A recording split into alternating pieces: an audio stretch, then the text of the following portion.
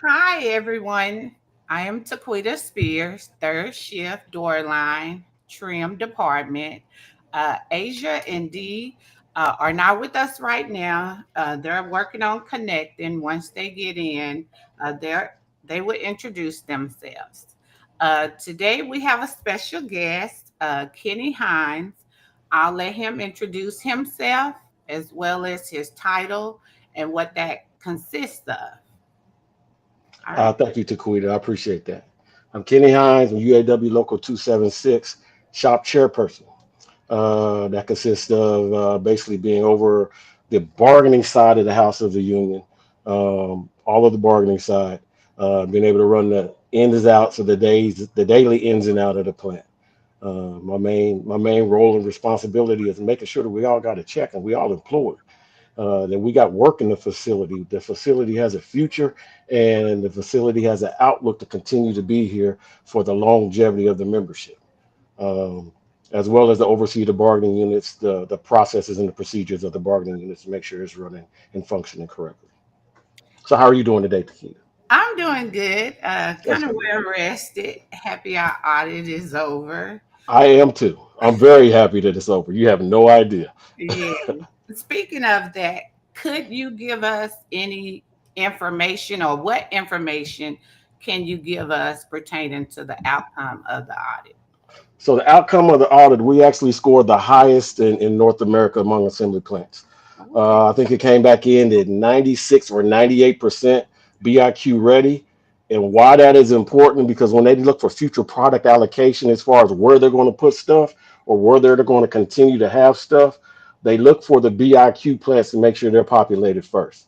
So this goes a long way in securing our future and securing that we do have product here in which to build. I know a lot of people with the announcement of the Escalade leaving have been, on pins and needles, have been scared or been, a little anxious about what is the Arlington's future. But I can assure you, as long as market demand stays strong, Arlington futures looks very bright. So that's good. Kudos to Arlington. I know we can feel it in our daily lives. We deserve that. And it Yes, takes they do. all of us. So basically, in hindsight, you're pretty much the middleman for us, UAW and GM. Now, I want to say middleman. I'm more of I'm the plant manager's co-lead. Okay. Um, his object or his goal is to run the facility. I'm his counterpart. We both run the facility because if there's no product here, he ain't got a job either. Right. Right. So we are making sure that the investment is here and the blueprint is here for us to continue to get work and for us to continue to operate as a facility. Okay. And we have Asia on. Can you say something, Asia, so we can make sure we can hear you? All Yeah, I right. don't think she can hear us. At She's least back off you're again. on. Okay. All right, that's okay. All right. Well, let's get down to why we're here. Uh, Okay. Many members feel unheard Okay. um, as far as, and I can only speak from what I have witnessed. We talk amongst each other, um, but they don't talk to the right people. If I'm talking to my counterpart and we just, whatever issue it is, if we're not taking it higher, it can't be resolved, right? Correct. So, but a lot of them post in Facebook or they go to the meetings, whatever the case may be. A lot of members are feeling unheard. What are you doing to improve communication so that everything is transparent with the members? So what myself personally, what I do, I put out a monthly chairman report. It's in the worker to worker on the QR code. It's at every entrance to the plant. Pretty much every month, I got a chairman report that's coming out that's got what's going on for that month or what breaking news we done had throughout that month in that chairman report. On top of that, we put that same report, we put it online on the UAW Local 276 webpage. We put it on the UAW 276 app. I also posted on the Facebook group. And one of the things I started doing here recently that I've been asked to do after I did a couple of them is actually making a video of that report. Because some people like, I don't want to read it. For the ones that don't want to read it, they'll watch the video, but they won't read it just to try to reach as many people as possible.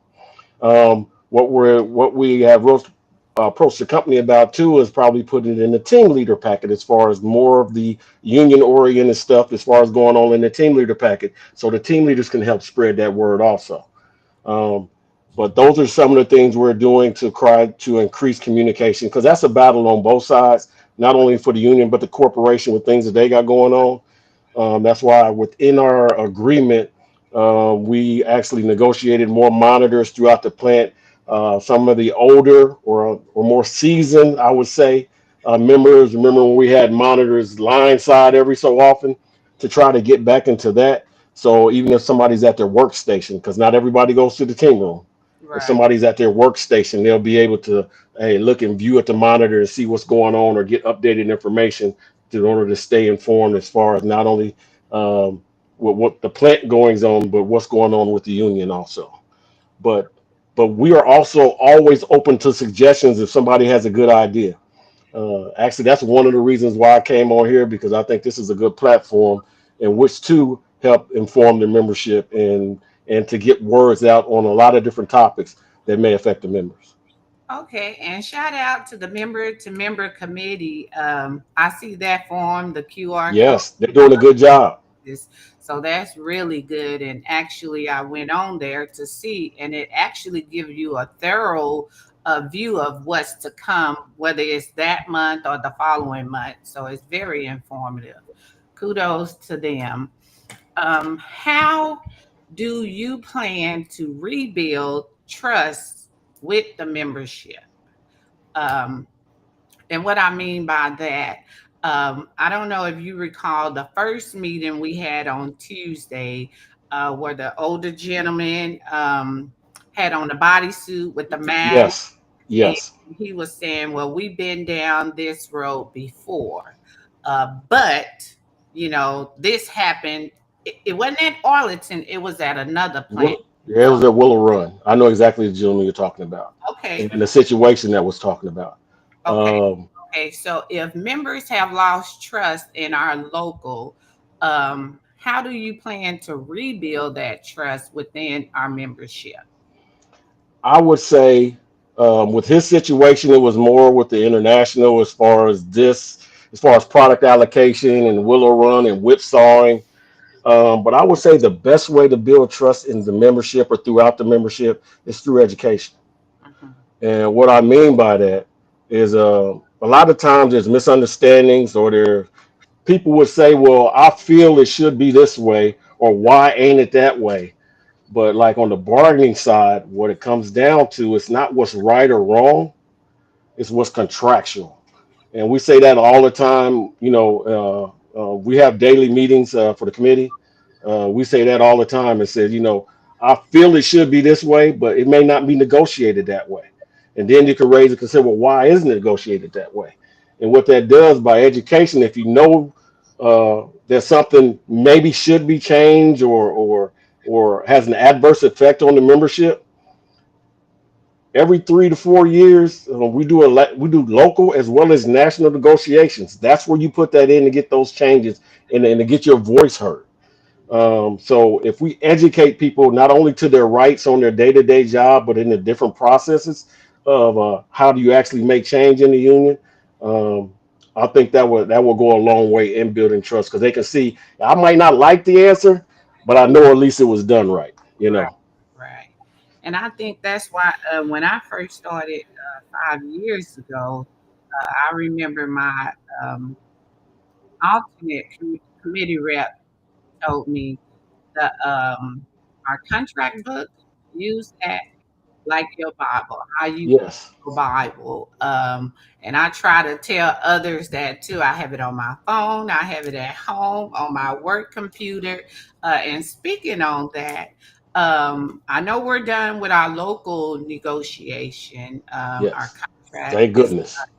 when will that be available for view as far as like a book or maybe a PDF file, something so that we can share it?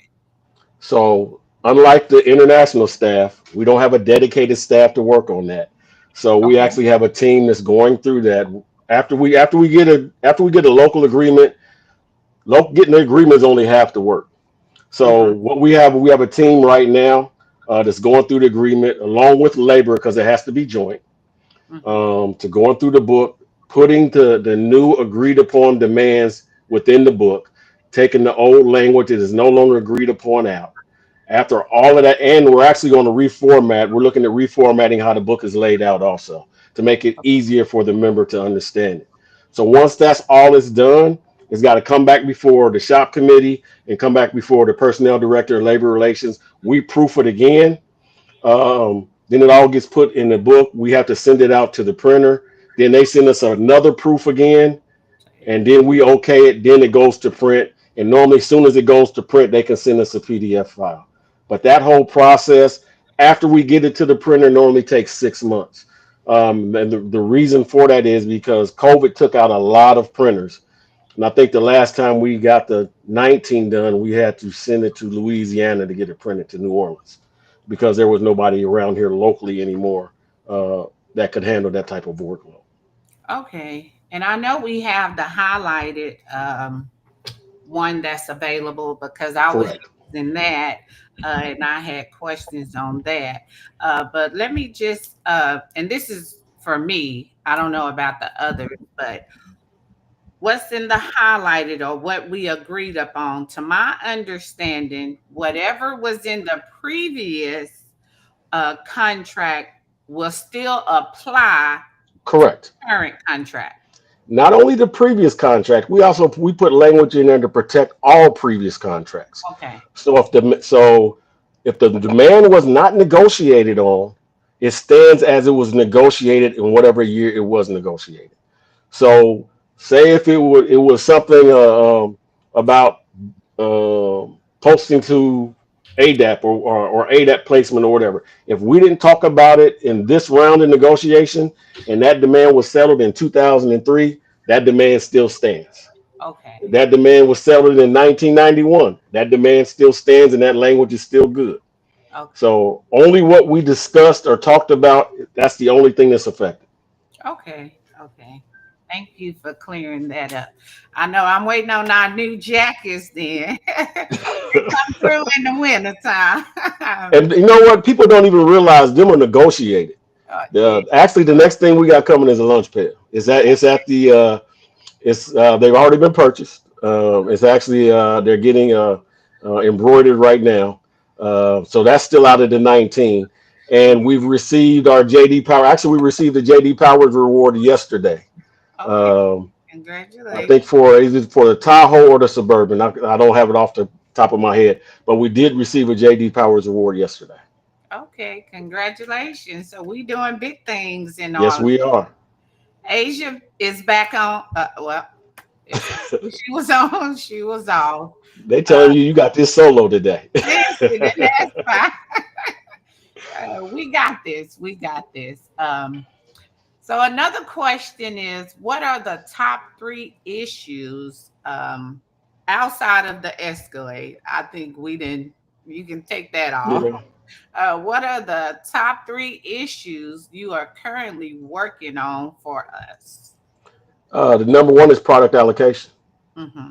Right now, we've I probably ain't supposed to say it, but I'm gonna say it anyway. We got the T2, Mm-hmm. basically meaning we're good to 2035 as a plant. That's So, uh, and we're working. I want them to get it to 2050. I want what's after that. yeah, Okay, we got to 2035 now. That's in the back burner. Now let's work on the next set of things. yeah. So I want to go to 2050 and beyond, and that's what my job is to try to secure work and make sure this plan is here. So That's the number one thing we're working on right now. And actually, the BIQ4 takes us a long way, and that's the first step in getting that 2035 where we're at and beyond to try to get to 2050. So it's like stepping stones, and we took that first step with that. Uh, the second thing would be finishing up, like we talked about on the rollout of the local agreement, because all of the work that comes after you reach the agreement, vetting the language, taking it through, making sure it's not conflicting with something else, setting the book up, making sure everything is in the right place, and getting it to the printers and getting it done, and then getting it out to the membership. Like I said, I got a team of individuals working on that. And the last one is we just got negotiated to put a head in place to ensure work life balance for the plant. And what I mean by that is through the FS process and the Saturday off process that we locally negotiated here, to have an individual, a union individual that's on our side to oversee to make sure that management is doing that correctly and that the people are receiving the right percentage of what we negotiated to be off are actually getting off. So to oversee that whole process, not for just one area, one department, for the whole plant. So we're working on that right now. I got a commitment from the personnel director and Mr. Urbanic, the plant manager, as far as to take that step, and we've identified some areas of concern to make that happen. Okay, and I'm happy you mentioned that because as we talked about on Tuesday, with us leave the Escalade leaving us, how it would affect our current MOU, Correct. So right? I can tell you that our current MOU that was placed in 2015, Uh, us being on 6 days, um, forecast it should give us some relief. The Escalade is like 14 to 20% of what we built. With the Escalade, us relieving that 14 to 20%, um, would make it easier for us to schedule some more Saturdays off. They're projecting, like Vice President Booth said, he was projecting a Plan A. Now, be mm-hmm, careful with Plan A. A lot of people think, okay, we're on an overtime schedule. Plan A, I get 2 on, 1 off. But there are some caveats in Plan A that under our FS and our Saturday off process, you had opportunities to do certain things that you might not be able to do under Plan A. We don't know if they're going to go away yet. Um, it's just a wait and see process to see, how things pan out once 2027 does come around, and where we are as a demand as far as our product that we build when 2027 comes. and that's what I wanted clarity on because if the MOU is gone, would that affect our FS days? Would it Yes. affect our weekend days as well? So the weekends are tied. The Saturday off press was Mm-hmm, tied to the MOU. mm-hmm, And the FS days, which we know that which the shop committee here negotiated, was tied to us working 6 days, constant 6 days. That's how we get it, because being able to take off during the week without using vacation, just an excuse day off that you can. A lot of people do doctor's appointments or different things, or a lot of people go to Six Flags during the week because there's less people there. right. So that I don't know if it will or won't, because that's always got to be negotiated. But that very well could impact those processes. Okay, so it's a possibility. It is a possibility. Okay, all right. I know someone had a question on that FS days and that Friday off or that last day off. Um, what would you say to the worker who has lost faith in the union because of how things have been handled, whether it was recently, and I don't want to speak too much on this one topic, but that goes along with the questions. I don't know if you've seen a letter floating around, whether it was Yes, I have. and all of that, but not saying that individual, but if I don't know what's going on and I receive this letter and I'm like, okay, well, I want to get involved in the union, but this is going on, whether I know if it's true or not. What Correct. do you say to those members who want to get involved but has lost faith because of insignificant petty things that's going on, such as the current Yeah. situation? So I would start off by telling them that they are the union. Mm-hmm. The person on every job that comes to work every day, day in and day out, that is who the union is. We're all union brothers and sisters. We're paying dues. We come in. We see each other sometimes more than we see our family. I tell my committee all the time, we're family. We dysfunctional at times, but we are a family. And I would tell them that the union has checks and balances, and it comes around and it equals out. And certain things happen that the people get emotional about, people get upset about. They let out their frustrations, but there are checks and balances within the union.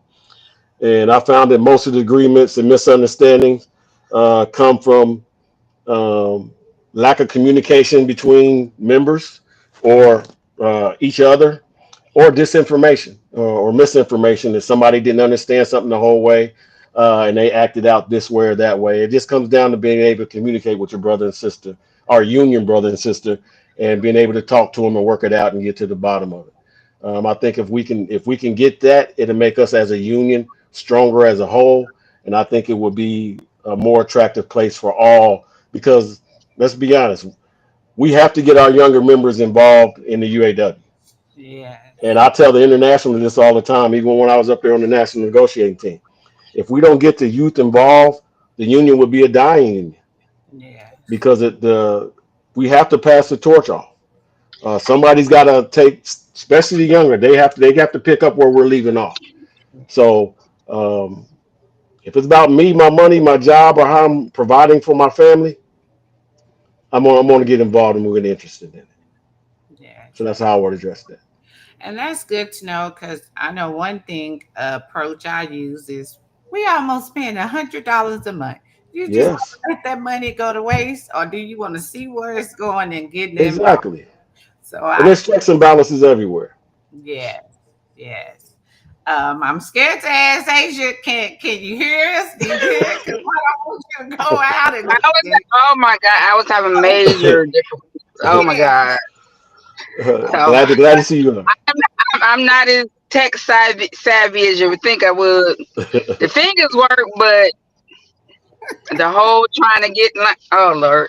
Quita know I be struggling. Every episode See, I be struggling. That's all right. you have to be I'm 30 learning minutes. as I go. Also, trust me. Oh Lord. Look, Chris Yeah, had to walk me through in the back chat like, what am I doing wrong? So I had to yeah. sign in a different way. I'm sorry. Okay, well, I don't Okay. know if you were tuning in, if you heard us, he did speak on the FSA. We Okay. kind of touched on that because we were talking about something else. But we pretty much just going down a list with the questions. We're up to the Doc 46 or 46 jobs. You want Okay. to Okay. tell we have you here now? Okay. You already asked about like the qualifications and stuff. How did y'all No, determine? Okay. no, that's what we were on now. Oh, okay. Yeah, we just kind of wanted to know like what was the qualifications between you and the president when it came down to picking the candidates that you guys would send up to international uh to see who they thought was a good fit, and how did that process works once you pick your people, send them up, Mhm. then what be like the next steps? So I can tell you the first qualification, as far as where I look at on a Doc 46 job, is very first, do they come to a union meeting? Are they involved Okay. in the union? Simple fact that how can you expect to work for the union if you don't even come to a meeting? I Okay. would look at that would come in my book. That would be the first thing that I would look at. I know the international looks at different things and they actually make the call, because the individuals that are Doc 46s actually work for Vice President, at this point is Mike Booth, who's our current Vice President. Um, Okay. so the how the process works is, when it becomes open, um, we posted here at the plant before. A lot of plants don't even, or a lot of unions don't even post their positions. They just take recommendations from the president and the chairperson. We Okay. post everybody that has an opportunity to put in with a resume. All resumes are sent forward to the region. That would be Region 8. That would go to the regional director. The chairperson of that union and the president of that union will get to make recommendations. When Region 8 chairperson gets them, he then forwards them to the vice president's office, the vice president, Mike Booth. Um, they can either take the president's recommendation, they can take the chairperson's recommendation, or they can come up with their own. They can look at the resume and say, no, I want this person to have it. Um, and then they will send a letter out afterwards as far as just explaining to us who they decided to give that position to. Okay. And for those that don't know, that's viewing, can you explain what a Doc 46 job is? Document And who 46. and who qualifies? Like, because a lot of people, I'm gonna cut you off. A lot of people I was finding out they became available, and I had posted about it. A lot of people in the plant, even more like seasoned seniority people, didn't know what a Doc 46 job was, didn't know how Okay. to apply, didn't know if they was able to apply. Like, it was a lot of questions. So a Doc 46 job falls under Document 46 of the National Agreement. It falls under our joint programs where health and safety, ADAP, Ergo, Work Family, which is what we call our EAP. Those are joint programs where there's union and they have a management counterpart assigned to them to make sure that the company and the union is basically doing what they have negotiated to do in the national agreement. Okay. So all of those jobs are listed under document 46 of the national agreement. That's why they call them Doc 46 jobs. Okay. Normally when one comes available, if you look at every plant interest, um, there is or around it or on A aisle, there is the glass cases, especially on A aisle. You got them in stamping. I think you got them in paint. Those are actually union bulletin boards Mhm. within the plant. They belong, I believe, to the financial secretary. She has a key to them. Excuse me. So any of those jobs that come up or any of the union meeting postings or anything with the union will be posted in that glass case for the Okay. membership to see. Once they're posted, they normally get posted for 30 days. Okay. Um, it'll tell you how to apply on that posting that you have to go down to the union hall, fill out the form for the position that you are applying for, and provide a resume. Once you do all of that, like I said, all of those resumes are taken in.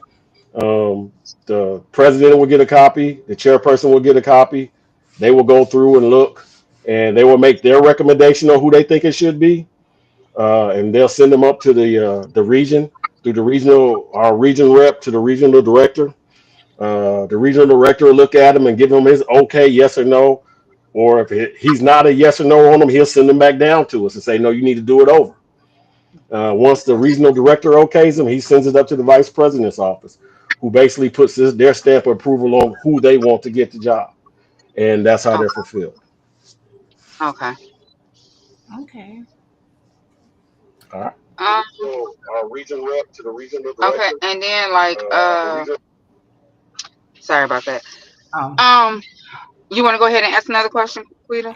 um, it was the ongoing issues with the overtime and the chronos. Oh yes. Um, so we're talking about to make sure that your pay is correct when you're working overtime through breaks, lunches, or so to speak. Um, Right. we have recently got with labor relations. Actually, we got with the personnel director on this issue because everybody should be paid correctly. Um, I believe it's in the back of our local agreement that tells you how much relief you get for how many minutes that you do work. So Right. depending on how you work will depend on what your pay is.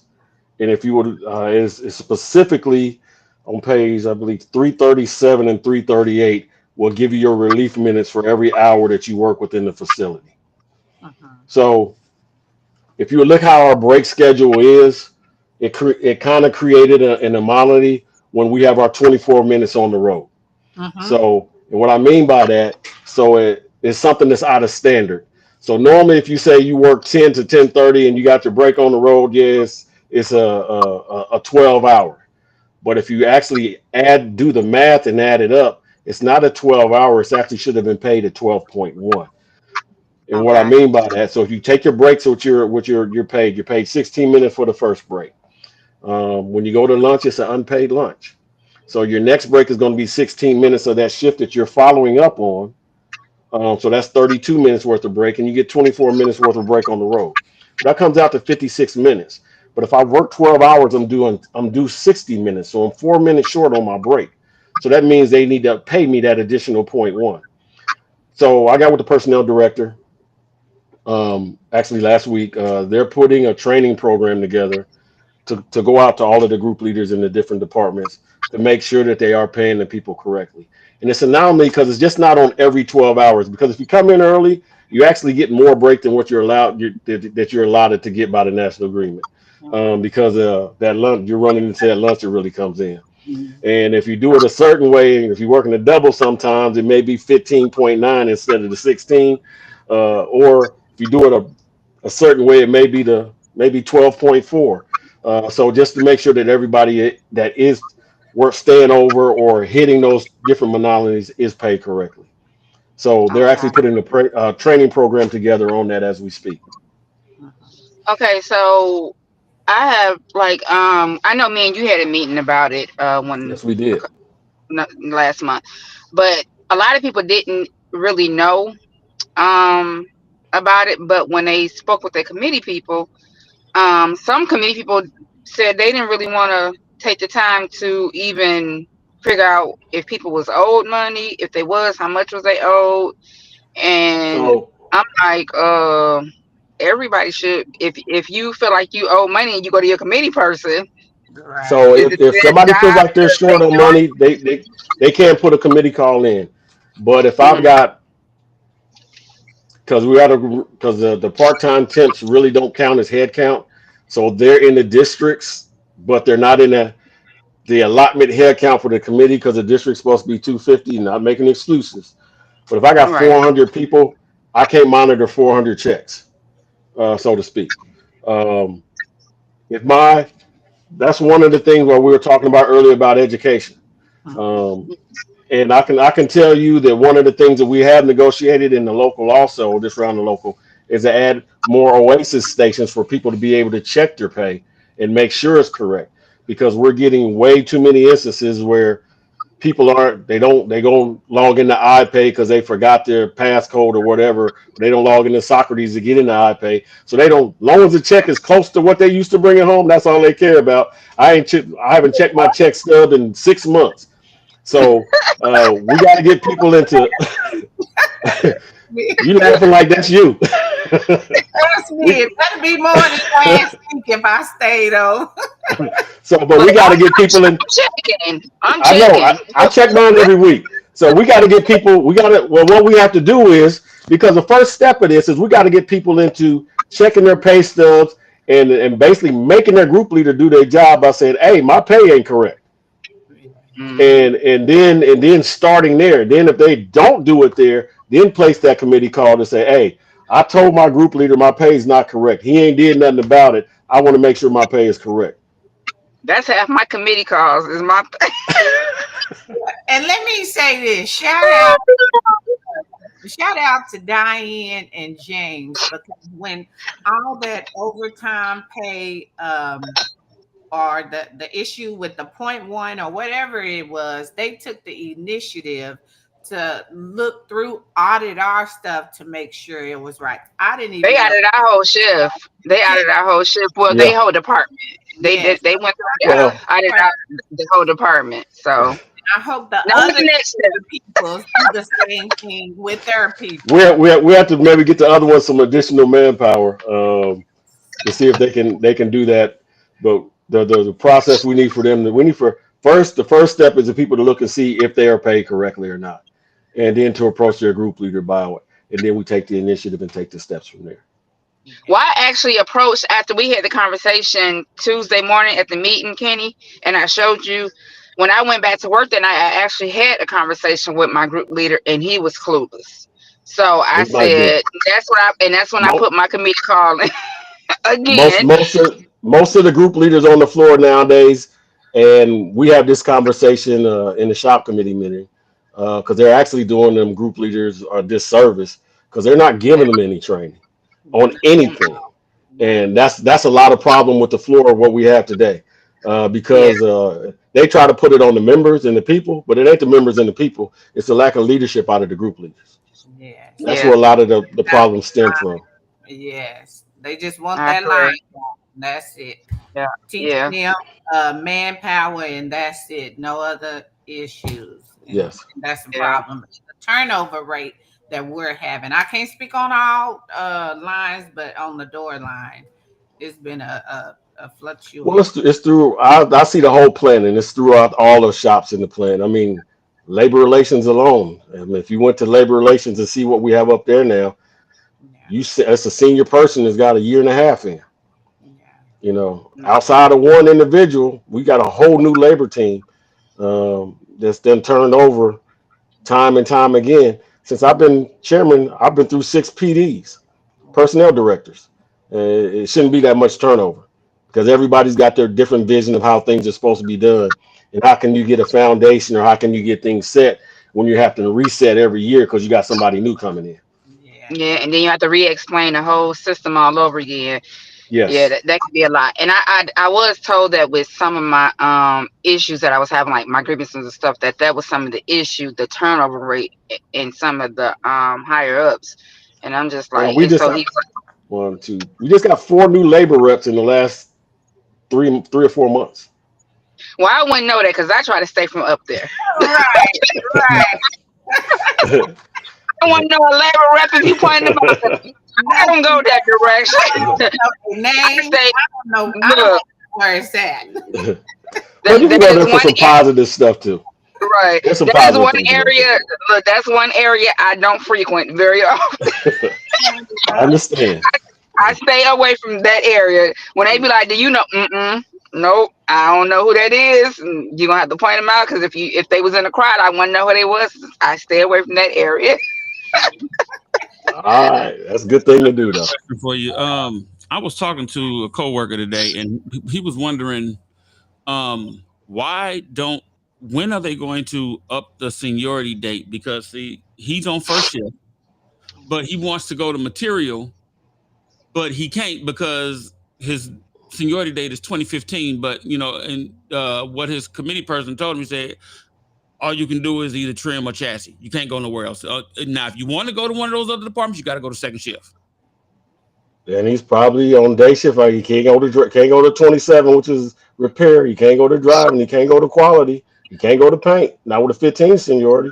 Can't go to body shop. Can't even go to material either. Well, that's the only thing you're going to be able to do there is that when people are tried out. Um, so people would, have to retire in order for them to be able to relocate or be able to go to a different shift. If he wants to stay on day shift, chassis and trim is probably where he's going to have to be. I'm a pipe fitter by trade. It took me 15 years to get off a second shift. Wow. Oh wow. Wow. Mm. So the ideal, we are a seniority based system. That's what the union is built on. Yeah.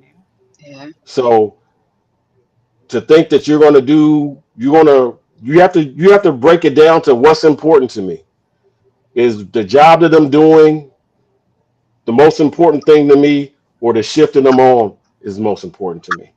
If I don't have seniority the whole day shift, I mean, I just can't go out there and say, okay, y'all got 35 years, y'all got to go. That's not how we Right. built as a union. Billy Bell Right. is on third. Billy Bell's on third shift. Everybody know he's number one in the plant. He got 63 years in the plant. Wow. Yeah. So That's what I found. Billy's here every day. So we don't want to be in there where we're trying to force somebody out or force somebody to retire. So everybody's got to wait their turn and they'll be able to go wherever their seniority will take them. Yeah. Okay. Well, I hope he's seeing this. Yeah. Right. Okay. So my next question would be, the update of the open jobs. Okay. Um, I know in our area it's. I'm not looking for a job, but other people that are, when they go to check the system or go to check the board, and they have seen that it's certain jobs that's open. I guess they're not being updated as frequently as they should be. So Um, there's twofold on that. So you have a primary opening and you got a secondary opening in our local agreement. okay, So under the primary opening is under somebody do a shift preference, God forbid a death, uh, things that generate a primary opening. Those are the jobs that go up for bid. Okay, okay, what I mean is on Thursday, by first break, they're put on the board. They come down at the end of the shift on Wednesday. If nobody is taking that job, it now becomes a secondary opening. Okay, okay, which somebody can be placed on by the manpower committee. And what happens a lot of times, a lot of people see secondary openings. Well, ain't nobody on this job. Why ain't it up? This job ain't assigning nobody. It may be a secondary opening, and that secondary opening is up to the manpower committee in which to place somebody on. And the manpower committee is a committeeman and a business manager. mm, And the contractual way to place, which is not a popular thing to do, and some of the committee people try to stay away from that, is to force the lowest ARs on those jobs. That's the okay, contractual way to do it. So basically, you don't want to force somebody on the job they don't Right. mm-hmm, Right. want. Because if they did it every week, you'll be forcing somebody on it. Then you get somebody to do it. You're pulling that person back off, and then you're forcing them on something else that, if it went through the posting system, more than likely nobody wanted it. okay, And that's what we see a lot of. I know, especially it doesn't happen that much in the outer departments because they're smaller, but it happens more often in chassis and trim because of the size of the departments. But when you're getting into quality, when you're getting into driving and paint, if a job yeah, comes open, especially if it's a decent job, it It's ain't gonna stay. It's gonna be gone. yeah. okay. So how do you tell the difference between a secondary job and what's not a secondary job as far as You pretty much have oh, to, if it's not posted on the board, you pretty much have to ask your committee person. Because to see, okay, or if you haven't seen it if you've seen it in a prior posting, say it was mm-hmm, posted 3 weeks ago, and you notice still ain't nobody on it, that's a secondary opening now because it done went through the posting procedure and did nobody take it. okay, okay, okay, gotcha. That Okay, makes that makes sense. yeah. Okay. Okay, you can go ahead, Quita, with your next question. It was just explaining the vacation system under the new contract. I believe that was your question that you Yeah, had. yeah. So are you talking about the 48 hours or the Both. so Really, you can address that. Because I know a lot of people still had questions about that. How did that? What is that process? Even, I guess so. Like, so say you put in for a vacation day, but it's kind of further out. Do they still only have 48 hours to say yes or no, regardless of what the date so is that you put in for that vacation day? okay, I got you. So vacation. This is strictly vacation, not FS, Mhm. not Saturday off. So under vacation, the process is the same as it was through HCC.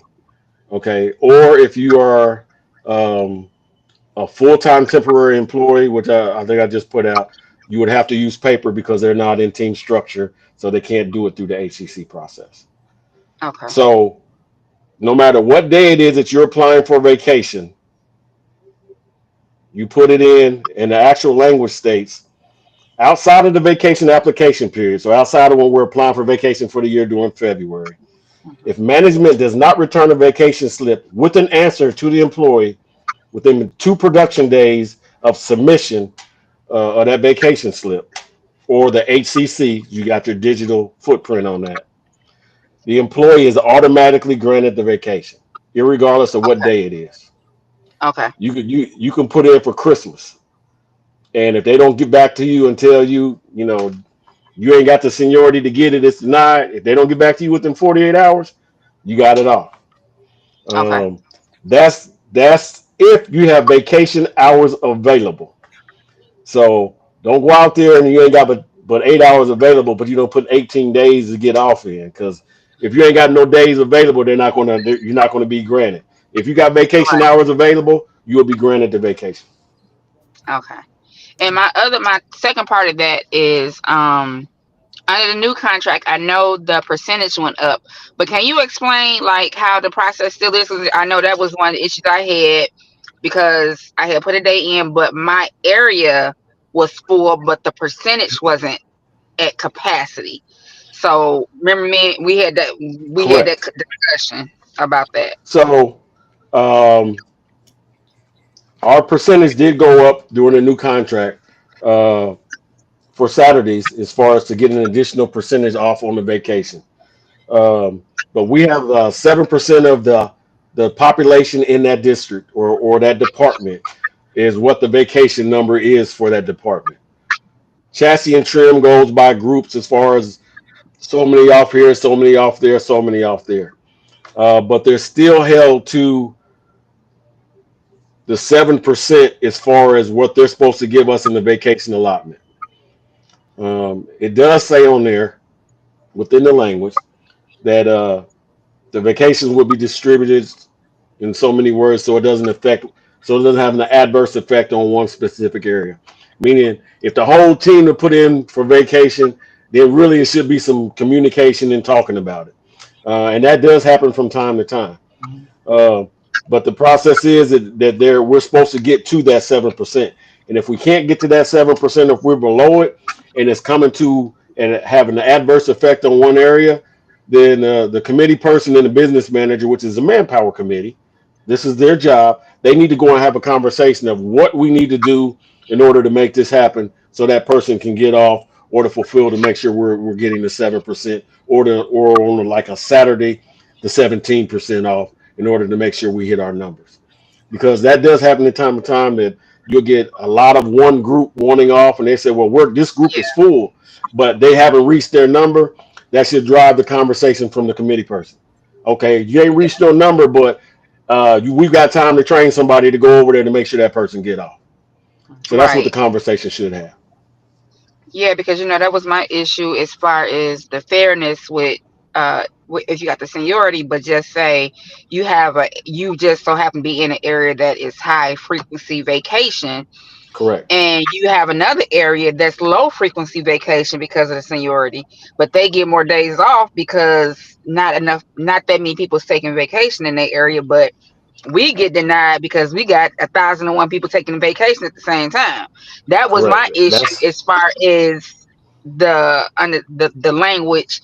We don't hit our percentage, but they still go by certain areas as to how many people could be off in that area. and like I said, that's where we got to put it on the bargaining committee to make sure that they do their job. I'm gonna say it to make sure that they do their job. And hey, it says 7%. They're not at the 7%. Uh, Make sure that hey, I got in for it. It still slots open. When I put in for it, I should be off. All right. So, like I said, if it comes up, um, as you know, we're gonna go by the language, and we're gonna hold them. We're gonna hold their feet to the fire.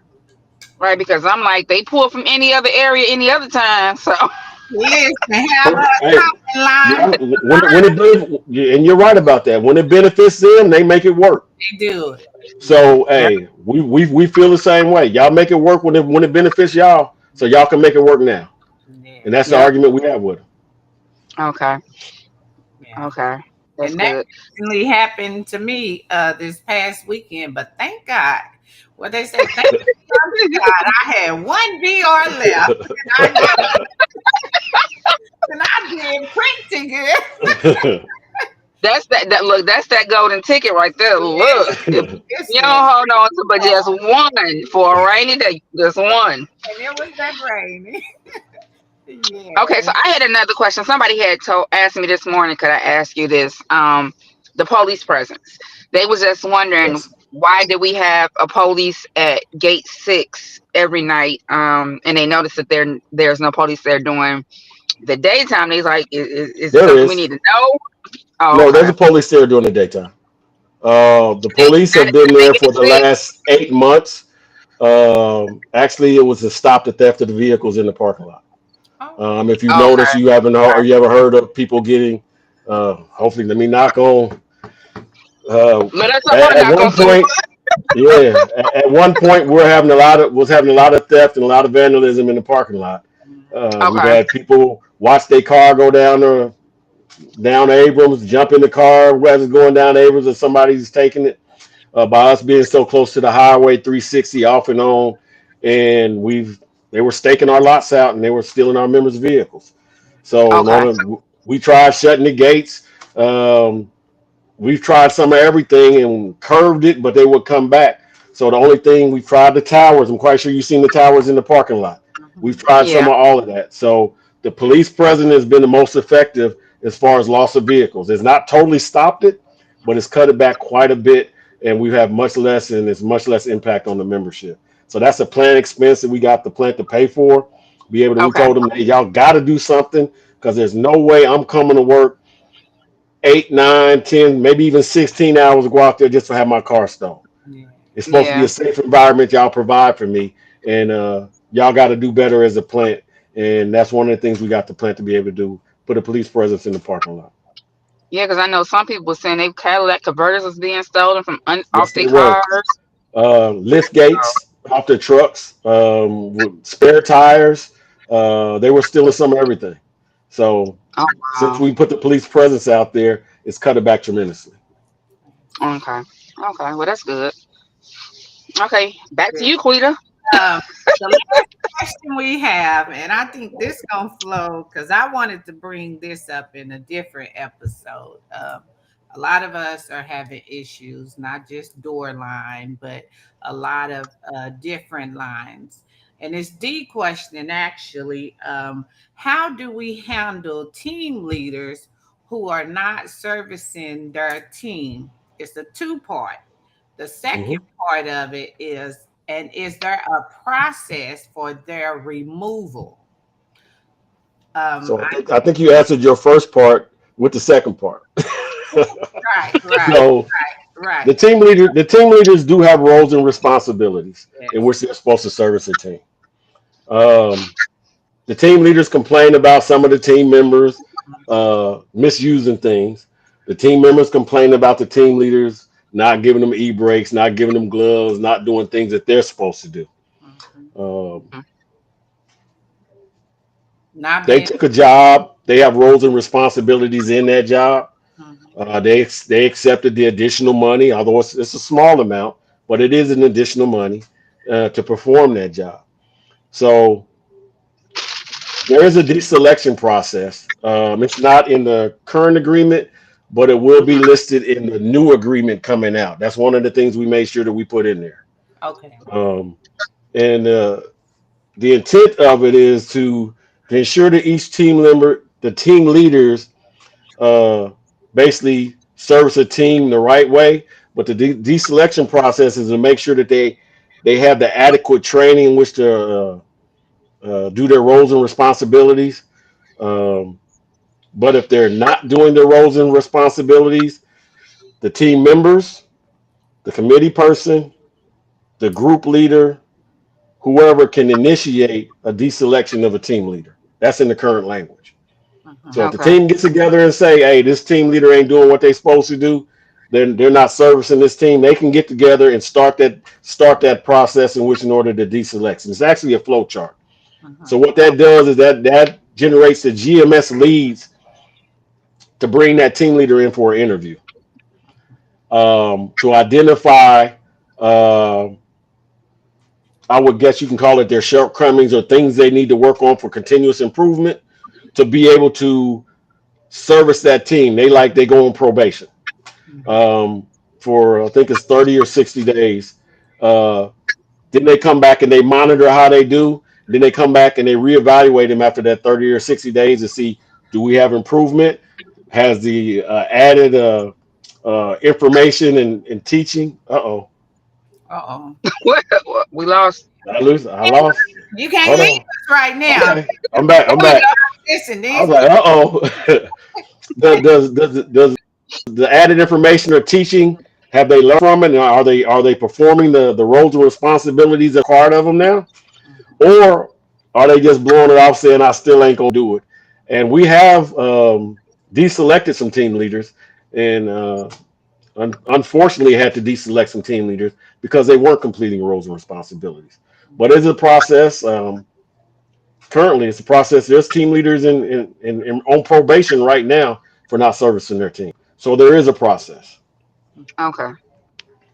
So did everybody in the group have to be on the same page, or can one or two people out the group do the I can tell you do they part would of like for it to be unanimous, but if they raise concerns, um, the team will still look at those concerns, especially if, how can I put this? If they're substantial concerns.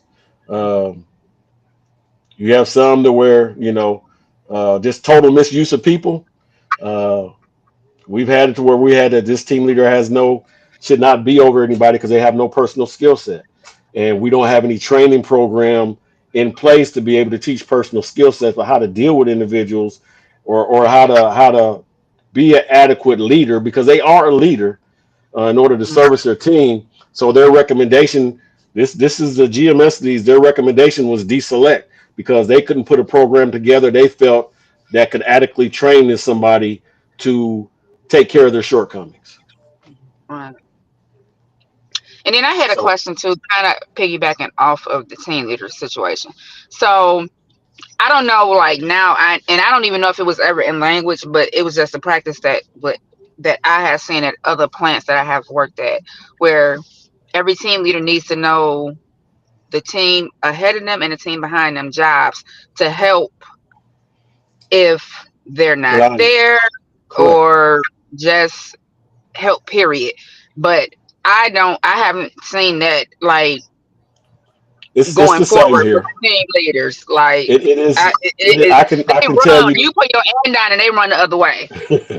I can tell you it is the same here. They're supposed to know the team in front of them and the team behind them. It's in their GMS standardization. Um, do all of them do that? Do all of them know that? I can say they do not, but it is in their roles and responsibilities to know the team in front of them and behind them. So when they apply for that job, that's something that they should know moving forward, that these are things I'm supposed to know. That's those are part of their roles and responsibilities.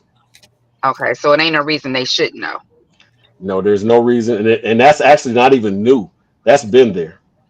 And Okay. when I was a team leader in Trim, that was one of the things. And when I took on as being a team leader at Trim, I had to know the team in front of me in case they were out doing the repair or whatever. I can relieve them. Actually, we had to know the jobs so I can relieve them for an e-break or this or that, and the team behind me. So Okay. none of that has changed. Okay. It's just not being implemented as much, I don't think. Well, Um, a lot of that is I'm only going to be honest. A lot of that is some of the group leaders. yeah. Um, And we as have a far we as I their know the Doorline we have a tremendously high turnover rate on group leaders. group leaders. I don't know if we just a stepchild of a trim, but the We are. Doorline, We we are. have No, the highest it's turnover. We can have a group leader one day and come back and we have somebody entirely different the next day. well, I think it's more of it's GM as it's GM in general. Um, they had so far they had two of their what we call Black Tuesdays, where they came in and just tapped senior group leaders on the shoulder and said, "You got to go," without any replacement in line or anybody lined up to take over their roles and responsibilities. And that then they start to scramble. Well, who gonna do this work? I mean, uh, they've tapped quite a few. Even we've had some here recently, quote unquote, retire. But it was more of, yeah, it's time for you to go. Versus I'm Yeah, ready to retire is like I was told to retire. If I don't retire, then this is gonna happen or that's gonna happen. So yeah, um, a lot of it is they've got people doing jobs that they're not fully trained to perform the jobs on the management side. true. And I I don't uh, I don't want to speak on team lead. I know I've been telling them this is a different episode for me because I see a lot and a lot of people are talking amongst them. But for those, we do have some amazing team leaders. We do. We Yes, have we those do. that try to carry their whole group. and one Yeah. person can't carry the whole group. And I've No. seen where we had an amazing guy when I first started, and the bad team leads kind of, changed him. Travis, I don't know if you remember Travis. Hmm. He went from, he was amazing. He I wasn't think he left. our group. Him and his mom left and went back to their Yeah. hometown. He wasn't even in our group, and he would help us. So it is amazing team leaders, but those that know they are being a disservice to their team, Yeah. it's time for y'all to step up. Well, You if got, you look at it, if you look at it, you can have 80% good and 20% bad. The yeah, 20% is going to get all the publication. They're going to get all the because of the things that they're not doing. mhm, Yeah. Um, the person that comes in and day out and do their job and services their team and does everything they need for their team and everybody that has no hurrah, you're not going to hear from them. Only thing you're going to hear from them are those bad ones that ain't doing it, and the people complaining about them. Those that's going to be the highest or the loudest thing yelled from the mountaintop. But for majority, a lot of our team, we have a lot of good team leaders, a yeah, lot of good team leaders that make a lot of stuff happen. Um, that you be like, wow, you know what? yes, That's at Christmas time. Instead of getting the group leaders and stuff, we need to be getting these good team leaders. I'm not even gonna say it. Some of the good committee also. Hey, instead of doing the thing for these group leaders, they need to be doing it for them. yes, Hmm. yes, Yeah, most definitely, most definitely. Because we do have some. It's just that kind of like that one bad apple type Yes, scenario, you yeah. know. We got, yes. So they we get they have, And get that's they it. they They get get all the overshadowed. attention. Yeah, they get all the bad ones get all the attention. And then yes, you have So we some need team leader ARs that step up more than the team leaders, you yes. know, that come and they go above and beyond, you know. So You that might do. be something we need to put in place as a union. If the corporation don't do it, maybe we need to do it as a union and honor some of these good team leaders or team leader ARs or just plain ARs yeah, for doing a good job. yeah, Yeah. Yeah. yeah. And then Because it, I had two more quick questions. Can you explain and basically just quick scenario, not really scenario, but just another thing that was in a new contract, the uh Asia, We can't hear you. lost you, Asia, Asia. Hello. can you hear me? Yes, don't Now move we can. We didn't nothing. hear nothing you said. Y'all can. Okay. Just talk. Somebody Don't somebody move. was somebody was calling my phone. Um the the language in the new contract about training, staying over training or either coming in training on jobs. How's that Yes. process work? Mhm. So I think the language you're speaking is as far as management used to always say they don't want to train on overtime. They wouldn't pay to train on overtime. But our argument to them in negotiation was on a Saturday when you ain't got nobody to run that job, you willing to train on overtime. Mhm.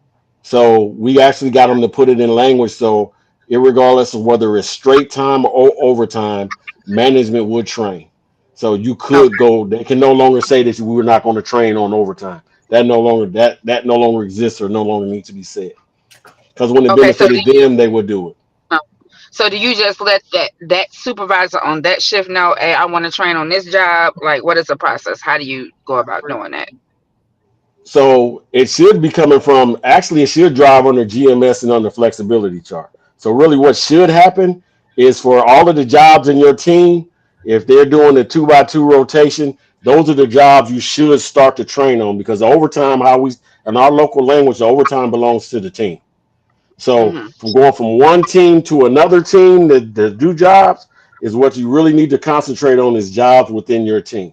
So learn the Right. jobs within your team, flexible in the jobs within your team. So if you don't know them and somebody ain't coming in and you're high on the 71 chart, because what we also got in there is management to admit to how we would offer overtime as far as whoever's low on the chart to whoever goes the high end chart and how they offer. So if I'm low on the chart and I know certain search going to be out and they're in the team because overtime does belong to the team, then I don't know that job, but y'all need to train me and I'm gonna stay over to learn that job. Mhm. Okay. Okay. And it's unlimited, right? To From what I read with the highlighted booklet. I believe.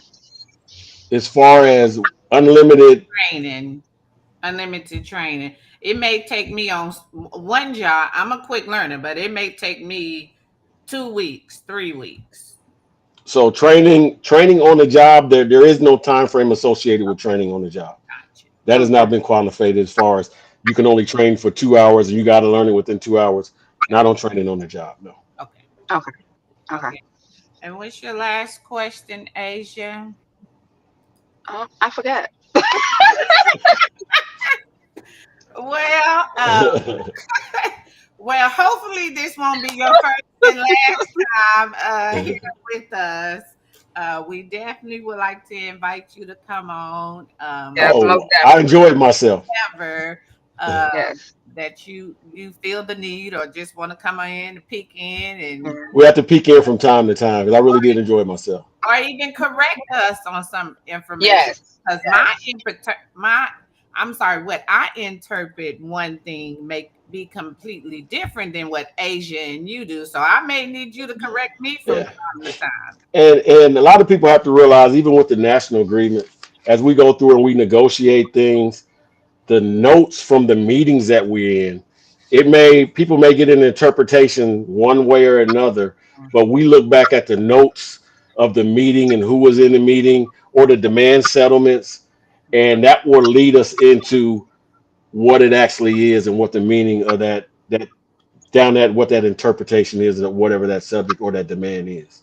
So it takes a lot of studying, and um, you have to basically you have to kind of have some trust in the people that you do elect to make sure that they're doing the right thing. Yes. And when is our next contract up? Well, we just got this one. Local on the net. We What you just got this one. I know, but You want us didn't to it negotiate change? another one? Didn't it change? It's not four So you're years no talking more, right? about national? national National, Yeah, our next one's up in local. 27. Yeah, So 27. Okay. if you yeah, 27 So, going into and 28. that's what I was trying It's because I was like, it's I aligning think. with May Day. So Yeah. so the idea behind that, I know we got to wrap up. The idea behind that is everybody in the U.S. and around the world, all our contracts are up at the same time. So May Day, if they don't want to deal with all of us, we can all walk at the same time and shut everything down. And Okay. That's the rationality and the thinking behind that. yeah. Right, because I knew I wasn't sure, but I'm like, I think our contract is up the same time the Cadillac leaving. So I was trying to see for sure. We have another year. But I Yeah. want to talk about the local. We just got that, so yeah. Yeah, But we really do appreciate you coming on and answering our questions.